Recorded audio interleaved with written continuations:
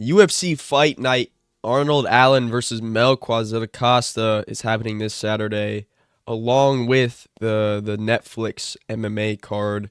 Ronda Rousey, Gianna, Ngannou, whatever, all that bunch. I have to decide whether to watch this fight night UFC or the Netflix or try to do both because I won't lie, the UFC fight night card's not that good. It's mid, I would say. The main card has got some couple bangers and everything, but the Netflix card, that's actually kind of good for Netflix standards. So I think I'm gonna try to watch both. But today I'm gonna be covering the UFC card. Usually I do slides and shit. I make it creative. But hey man, May 14th, it's my birthday, and it's been a busy week. Just started a new job. I'm just gonna do the good old fashioned UFC homepage website. So a little burpee today. Let's just get right on to the first fight of the night. Sean Bannon versus Nicole Cagliari. This is a banger, man. We got, I'm actually not gonna lie. She kind of reminds me of a an Irish Molly McCann, Shauna Bannon. She kind of just looks like it. And Nicole Cagliari. Both of these guys are kind of ass. They're not good, even in WMMA terms. But I think I'm gonna go with Nicole Cagliari. She's a grappler and everything. One of her losses is Carly Judice, third round TKO. I don't think that's that bad, Carly taking Judice to the third round, even though she got TKO'd, it's not that bad. I think her grappling's better than Shauna Bannon. Yeah, so I'm just gonna go with a classic 29-28 Nicole Cagliari win. Amazing fight to start off with, man. Holy shit. Next up. Okay, now this is actually kind of a banger. Kind of. Daniel Barres versus Luis Gurul. Gurul has had a terrible UFC run. Terrible. He's like 0 for 3 right now. He was once kind of a prospect. Is that a fucking saber tooth? Like a skeleton saber-toothed tiger on his chest. That's got to be one of the worst chest tattoos I've ever seen in my life. That is horrendous. That's disgusting. Daniel Barres, he's not really working with anything good either. That looks like Egyptian. I know it's not, but it kind of looks on his chest, and then he's got like a dick print. Not a dick print, I shouldn't say that. A like a dick tattoo, kind of like a front tramp stamp. I'm getting off topic. But like I was saying, Louis Gurul, not the best UFC run. His debut against Ode Osborne, he got KO'd. And then, Jesus Aguilar, he lost to. Jesus, he's not that good of a fighter. He's mid. And then just recently, I think it was Hernandez versus Strickland, that card. Oh, no, it was UFC Mexico, I'm pretty sure, where he lost to Alden Correa. Correa is a good prospect. So it's like, Correa is not that bad of a loss. Osborne loss and Aguilar, that's kind of shitty. Daniel Barres just coming off of a loss against Andre Lima. I'm pretty sure, yeah, Andre Lima. Yeah, that was who. That's not that bad of a loss. Like, he's good. He's good. I think he's better than Gurul. I think he's older though too. That's the thing. But he was on the Contender Series twice. The first time he lost to a split decision against Carlos Hernandez. Hernandez, not mid fighter too, had that crazy last minute kind of headbutt, late stoppage to the elbows and shit. But he's not bad. I am going to go with Daniel Barres 29-28. I think this should be kind of like a war. But I think Barres is definitely faster than Gurul. And he's not the best wrestler, but he's got good timing on the takedowns and shit. With the Carlos Hernandez fight, he was getting hit and then hits, perfectly timed takedowns. And I think even though he doesn't have the best control, I think those are going to be good against Gurul because even if Gurul's kind of getting momentum, the takedowns can disrupt the rhythm. You know what I mean? So I'm going to go with Daniel Barres 29-28. Hitting on the back foot, popping the jab, 1-1-2, head blocks, and then perfectly timed takedown disrupts, shit like that. Weight 56 pounds to 125 pounds. What the fuck are we doing, UFC? I don't think this guy is like a newly born baby. 56 pounds? What the hell? Anyways, yeah, 29-28 Burrows. Then we get on to, holy shit, Alice Ardelane. Alice Ardelane versus Pollyanna Viana. Wow. Oh, hold on now. She's actually kind of got good tattoos. She's got the Naruto tattoo. She's got JJK tattoos on her leg. And Alice, she's kind of she looks like a mom. She looks like a soccer mom. Vienna, she's got some cool tattoos. They're both kind of bad. Wow, this is interesting. I don't think Vienna is that bad. I think she has better losses. You know what I mean? Like, she's lost to better competition. So I am going to go with Pollyanna Viana. Fuck it. I'm going to go with Pollyanna Viana. Let's see if there's any 67-inch reach. You know, she's got a 5-inch reach advantage, a 2.5 leg reach advantage. Okay. Yeah. And I think she could summon the Naruto Sage mode and just piece Alice Ardelene up. 29-28 Pollyanna Viana. There we get on to, holy, this is my main event. This is my main event. If there was ever a fight I've been looking forward to, it's this one. You know, we got... Dude, this is the fight night of bad tattoos. These are horrible tattoos. And I mean horrible. Cody Brundage, I think he was on meth when he signed up for those tattoos. We got is that a gorilla leg tattoo? Like a quad you see right behind, right underneath his shorts? What the hell is that? And then Petrosky, Andre, he's from Philly. Shout out Philly. But is that the guy from Vikings? His name is like Ushmif or whatever his fucking name is. And is that like a Joker tattoo? Dude, this is the fight night of terrible, terrible tattoos. But that's not the point, right? That's not the point I'm getting at. Cody Brundage, don't know why he's still in the UFC. The only thing is that's holding him up is he's taking these matches like crazy. 11-9. Holy shit. My dog's drinking water. He's a little thirsty right now. Get that water in, buddy. Sorry.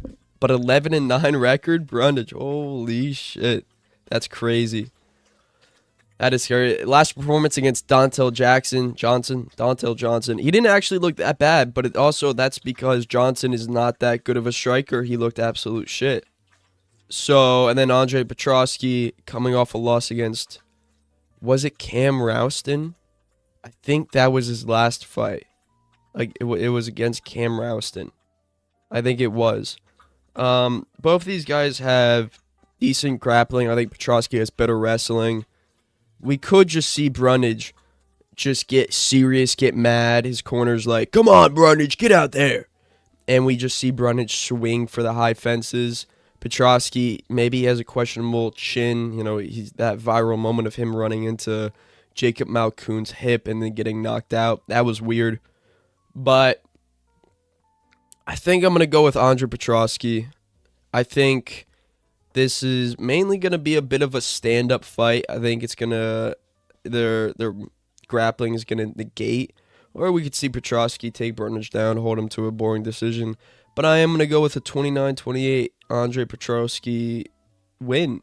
Maybe we see him, if he doesn't take a lot of damage, on the Philly card. That'd be cool. Cody Brundage, goodbye, my man. It was nice knowing you. Oh, yeah, Andre Petrosky has a win over Rodolfo Vieira. So I think that's a pretty decent look, you know? Pretty decent. So I'm going to go with Andre Petrosky. Then on to Caitlin Vieira versus Jacqueline Cavalcanti. Woo, okay. this is another WMMA fight I have to predict. And when it comes, holy shit, dude. Once again, do all of these guys have fucking terrible tattoos? I'm sorry, but that's what I'm gonna be talking about. I don't know what the fuck Ketlin Vieira is going on with the arm tattoo. We got some skeletons, and then Cavalcante's got it looks like a compass, and then like a ship sail through that. Is that a constellation on her rib cage? I don't know what the fuck people are thinking nowadays. Maybe that's her constellation. Is that a thing? The signs, astrology, I think it is. I don't know what's going on. I'm really confused. But Caitlin Vieira is not that bad. Cavalcante's undefeated in the UFC, but by kind of boring fights, boring decisions. This is interesting. This is interesting.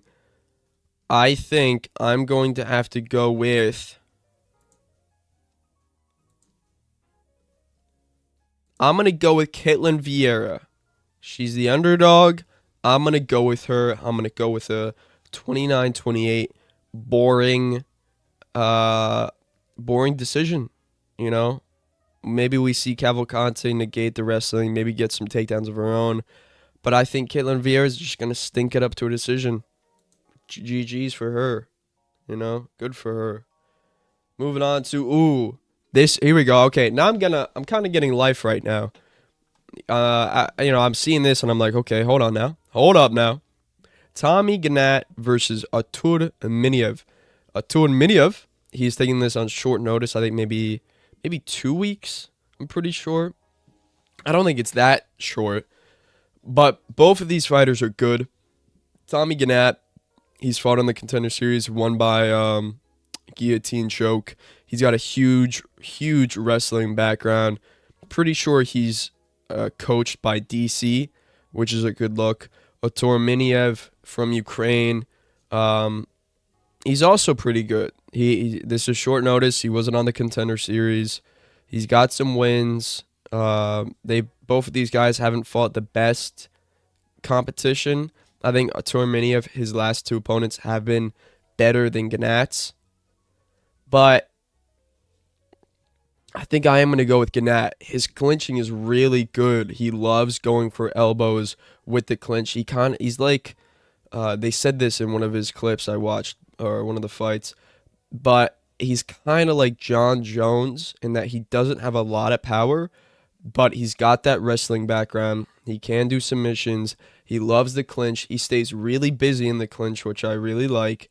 And he's got a pretty good gas tank. You know, dude, if you've never wrestled, you probably don't know, but wrestling is a fucking crazy cardio sport.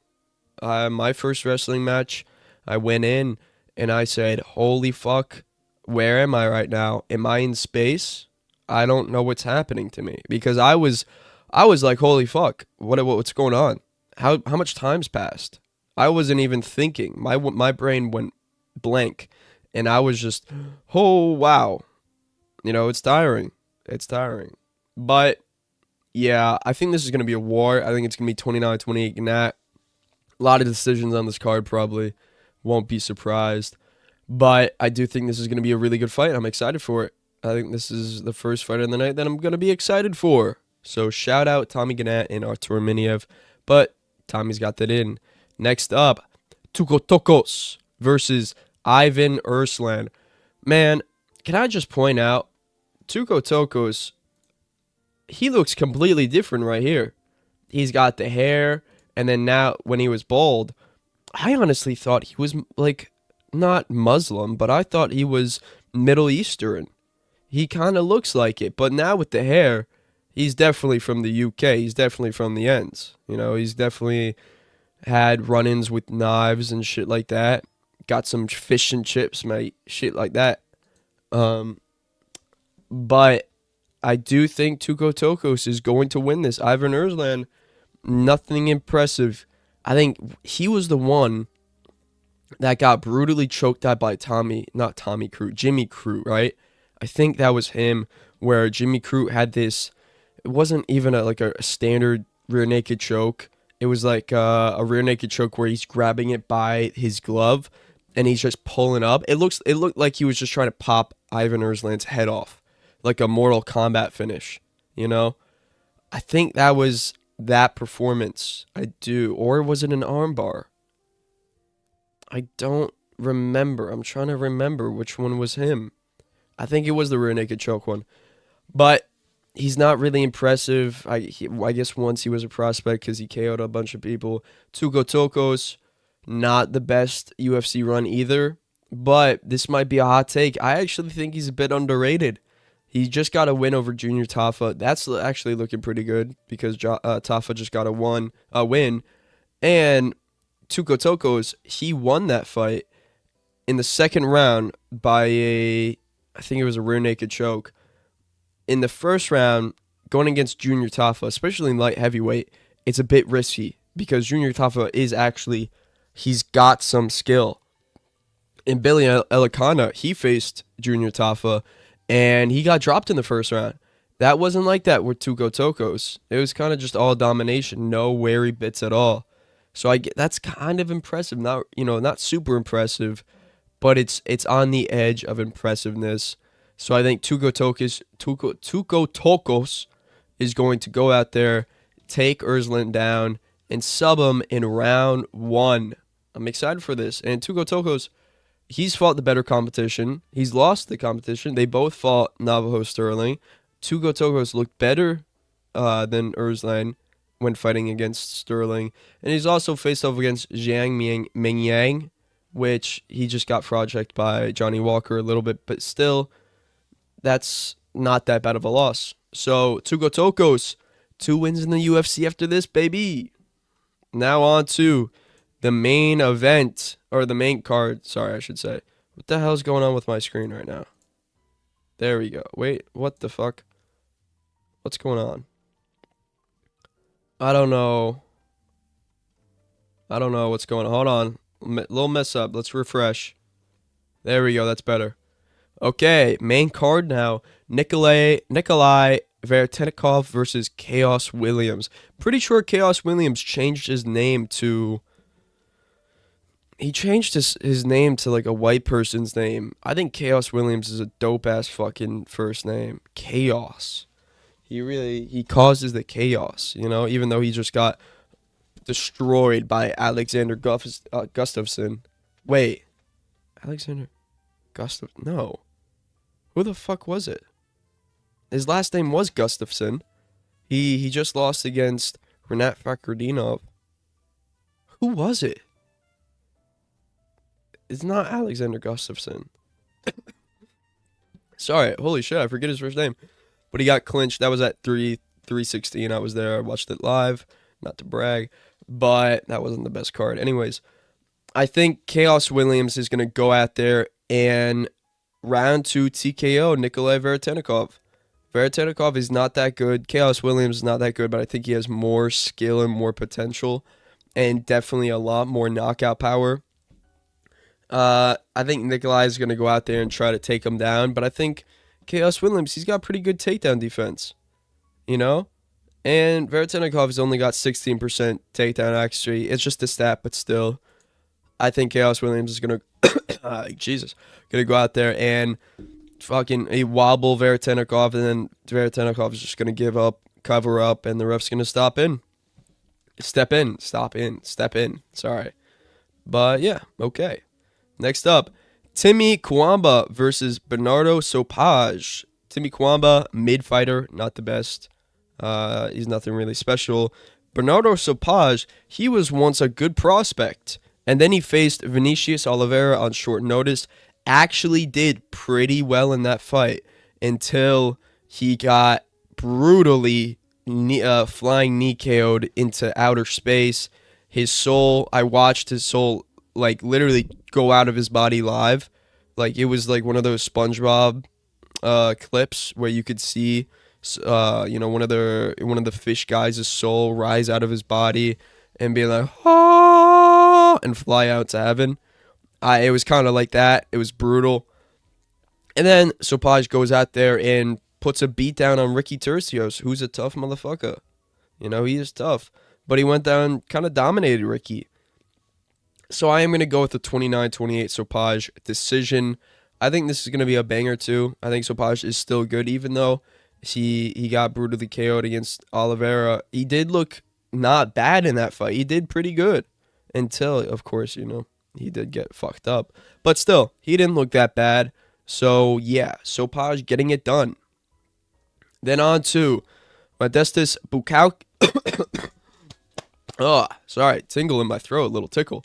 Modestas Bukauskas. I'm sorry. I know I'm bad with names sometimes.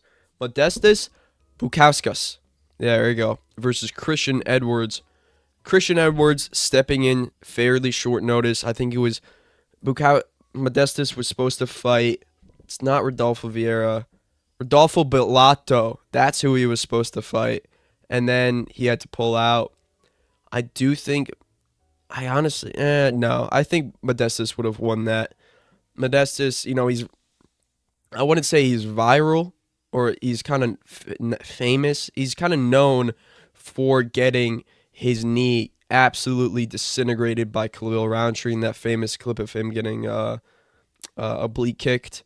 It was like, ah! And then, had to stop. It was crazy. Christian Edwards, he's a fighter. He's not that good of a fighter.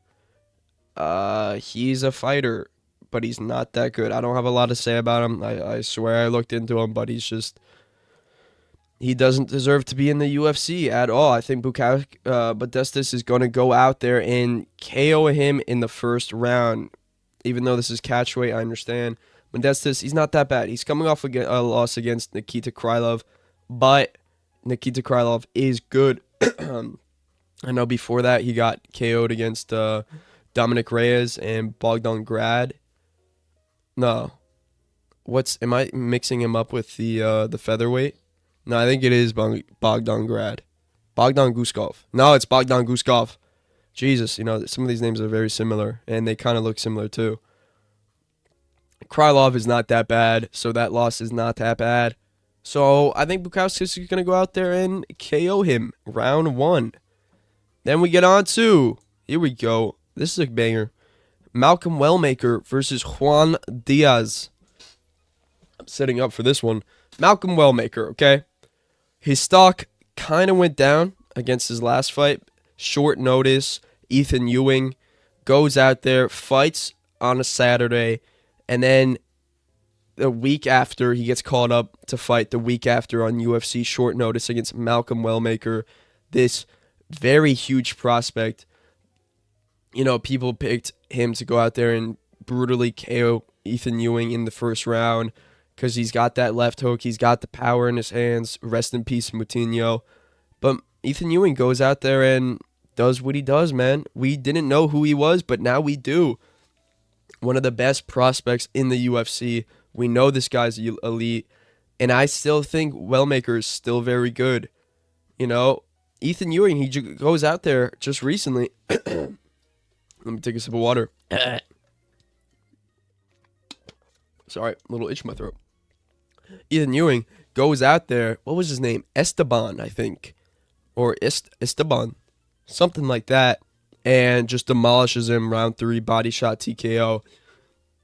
Against Wellmaker, I get it. It was kind of short notice. But he did just fight. Ethan Ewing did just fight a week ago. Got the KO. So it wasn't like he was coming off the couch. And that was a fairly competitive fight. Wellmaker did do pretty good. He did hit Ewing a couple times. He did land the punches. And I think Malcolm Wellmaker seems to be that guy that after he lost, he's one of those fighters that really goes into the knives and the dishes to really pull out the new upgrade form of himself. Like I'm not saying that fighters don't take their fights seriously and don't take their losses seriously, but Wellmaker seems to be that guy that really, really takes it seriously. Kind of like Yuri Prohaska, but not on the same level of spiritualness, you know what I mean, like that. But I do think Wellmaker, after that loss, really went back to training and is wanting to prove a point that Yeah, he lost, but he's better now. Juan Diaz, I will say he's a pretty good fighter. He went viral for Dana White Contender Series last fall for a spinning elbow against an Asian. I think he was an Asian prospect, but he got that. That was crazy. But I do think Wellmaker is going to go out there and KO Juan Diaz round one. Mutinho win. That's not the best. I will say the way he did it is pretty good. That was brutal. His Simon win, that was pretty good. You know, Simon, even though he lost to Wellmaker and Payne Talbot, he's still a pretty good fighter. He's pretty decent. So I do think Wellmaker is going to go out there and just KO Juan Diaz with the check left hook, with the baby money powder. What? With the baby shot or the money shot there. Holy shit. Sorry. I didn't know I was going to be coffee today. But yeah, I think he's going to go out there and KO. That's what I'm getting at. He's going to go out there and KO. So, next up, Doohoo Choi versus Daniel Santos. This is actually a banger fight. Daniel Santos coming off a win over Jiang Su. I want to say his name is, if that's how you pronounce it. Jiang Su was this huge prospect. I think kind of still is, but he went viral for his UFC 316 check left hook, like super clear KO. And then he goes out there and fights Daniel Santos. Is emoting a bunch because Santos is just taking him down, not really being able to do anything. And then Jung Young Yu, I think. I forget what it is. But he was emoting and then he got caught and it was kind of like a when fighters get humbled type of video compilation type knockout. Doohoo Choi, he's been around for a minute. He's had absolute wars, though. That is for sure. I watched back his fight against Cub Swanson with my dad the other week, and that fight is still one of the best fights I've ever seen. My dad loved it. He was going crazy. That was a war. If you haven't seen it, you got to go see it. But he's got some losses. He's got a draw against Kyle Nelson, which he was going to win, but he did a foul, so he got a point taken. A headbutt, was it? Or was it a headbutt? Yeah. And then he lost to Alan Jourdain, which is not that bad. And I'm forgetting the other loss. Cub Swanson, of course. There's one in the middle. But it's kind of seeming like Doohoo Choi's coming back, upgraded version, you know?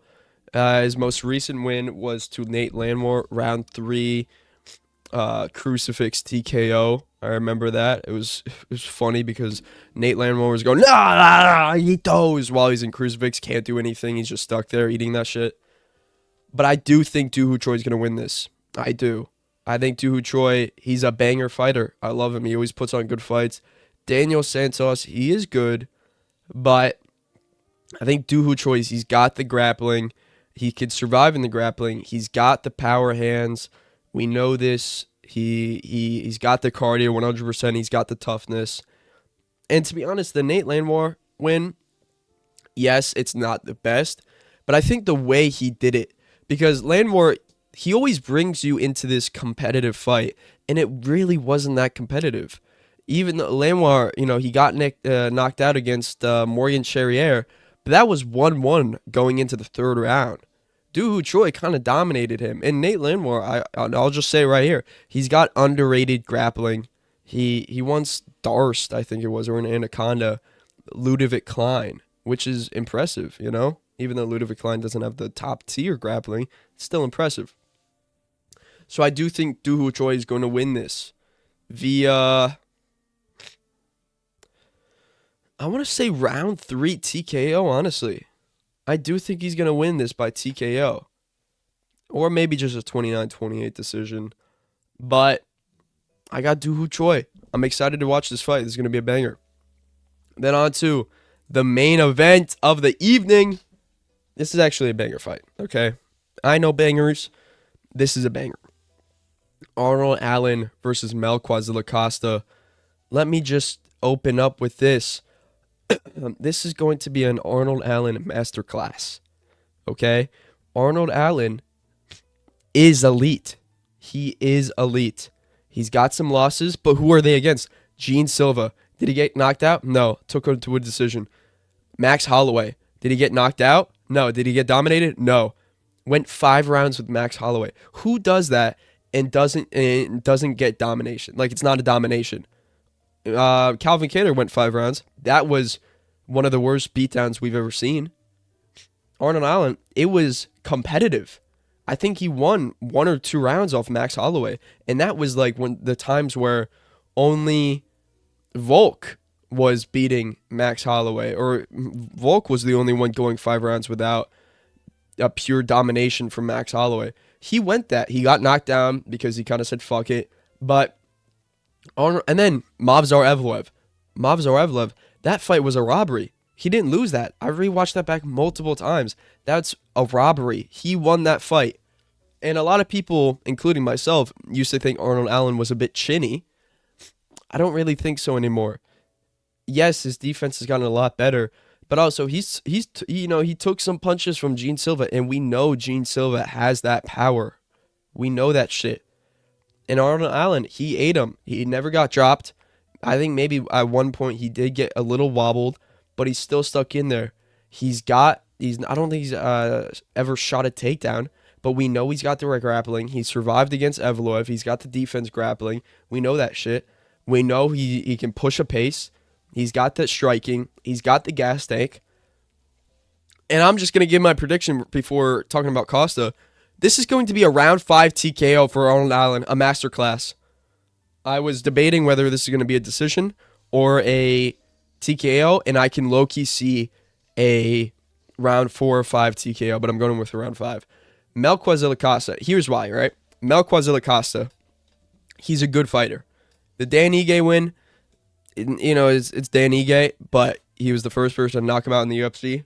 That was impressive. But, and this is I think this is low-key a hot take. I think Dan Ige would have won if he didn't get knocked out there. I know that's one of the situations where, if he didn't get knocked out, he would have won. But I do think so. Melquizael Costa, he's really good at mixing it up. Decent boxing, really good kicks. His gas tank is the problem. Even though, I'm looking at the Julian Erosa fight, even though that was kind of high pace, 1, this is 5 rounders. This is a 5-rounder. 2, Arnold Allen, he's got that cardio. He does kind of push the pace. And in that Julian Erosa fight, it was a dog. It was a dog war. And in the 3rd round, both of these guys, it went to a decision. Both of these guys are really tough. Costa was gassing out. He was gassing out. He had no power beyond the punches and shit. His hands were super low. You cannot afford to be like that against Arnold Allen. I know Allen doesn't have the best power, but he's got the elbows. He's got the knees and the clinch and everything. We know that shit. And Arnold Allen's one of the type of fighters where you got to have a lot of power to win. Or you got to be Max Holloway with the insane volume. But still, Max Holloway has underrated power back then. We know that now. But I think Arnold Allen, you got to win by just having power. And Melquizael Costa, I don't think he's got the power in his hands. He's got kicks. He's got good kicks, yeah. But Allen's seen that shit. Allen is good with the defense. Arnold Allen's elite, man. Fuck are we talking about? Put some respect on my man's name. He's underrated. He's going to win this. It's going to be a masterclass. We're going to be watching this and being like, holy fuck, how good is Gene Silva? How good is Max Holloway? And then I'm going to be seeing some comments about like, oh yeah, dude, whoever doubted Arnold Allen now? What now, man? He won against Evloev. I'm going to be seeing those comments. I already know. Melquizael Costa, it's going to be upsetting. But Costa's been brutally KO'd by Steve Garcia. He's not undefeated in the UFC. He's got some weak points. His cardio is the biggest weakness in this fight. So I'm going with a round 5 TKO Arnold Allen masterclass. But this is going to be a banger. So yeah, thank you guys for watching. Hope you guys enjoyed the picks. Like I said, I'm going to be watching this and the Netflix card, but I'm still going to be doing a recap video for the UFC fight now. So stay tuned for that. Thank you guys for watching. I also just want to say thank you so much for a lot of people probably going to think like 50 subs are not a lot. I think that's a lot, and I'm very, very grateful for all of anyone who subbed. I'm super grateful. Um, Even though I'm not doing this like as a job, I am passionate about this. I love MMA. I'm really enjoying making videos and stuff. And also like the view count recently has been insane. I just I can't thank people enough. I'm really appreciative. I'm really excited to keep doing this stuff and see where it goes. And I don't really, I'm saying this after being really appreciative, but the sub count, I don't really care about subs. I'm very grateful, but what I mean is like, I'm not doing this for the subs. I'm not doing this for money one day. I'm doing this because I'm very passionate about MMA and I just want to make content about it and talk about my opinions and shit, show my excitement, stuff like that.